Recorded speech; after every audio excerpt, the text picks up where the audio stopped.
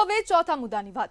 AMC દ્વારા શહેરીજનો road, પાણી, ગટર, કચરો અને લાઇટ જેવી સુવિધાઓની ફરિયાદ સરળતાથી કરી શકે તેના માટે વોટ્સએપ નંબર 2022માં જાહેર કરાયો હતો। જો કે નાગરિકો માટે શરૂ કરવામાં આવેલો ફરિયાદ નંબર બંધ હોવાનું સામે આવ્યું છે।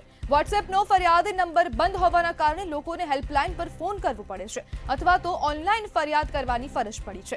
એએમસી તંત્ર ફરિયાદોનો નિકાલ તો કરી શકતી નથી, પરંતુ હવે તો ફરિયાદો સરળતાથી થાય તેવી જ પ્રક્રિયા બંધ કરી દેતા લોકોને ખૂબ જ હાલાકીનો સામનો કરવો પડી રહ્યો છે।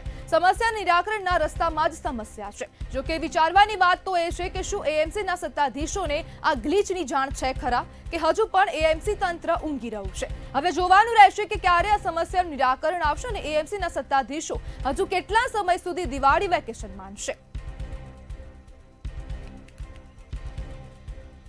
આપણી સાથે સામાજિક કાર્યકર એઝાઝ ખાન પઠાણ જોડાઈ ગયા છે।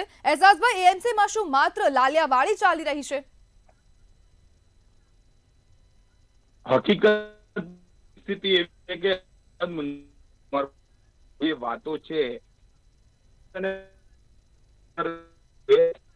કાગળના દોરાવવાની છે 3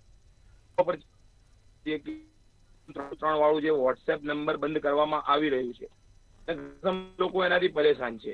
એક તરફ આપણા દેશના માનનીય પ્રધાનમંત્રી નરેન્દ્ર મોદી ડિજિટલ યુગની વાત કરતા હોય અને જ્યારે અમદાવાદ મ્યુનિસિપલ કોર્પોરેશન દ્વારા જ્યારે ડિજિટલ યુગના ભાગરૂપે જો વોટ્સએપ ઉપર લોકોની કમ્પ્લેન લેવાની વાત થતી હોય અને નંબર બંધ કરવામાં આવતા હોય, એટલે વિચારવાની વસ્તુ છે કે લાખો કરોડો રૂપિયાનો જે 15,000 કરોડથી વધુનો જે બજેટ હોય અને એવા અંદર જ્યારે આખા દેશનું જ્યારે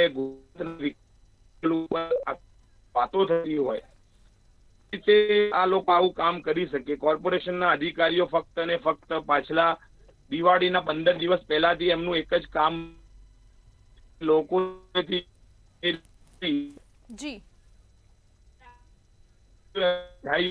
લાગેલા હતા કે આ બધા કામની નિષ્ક્રિય છે। જી નવરાત્રી ગઈ ગટન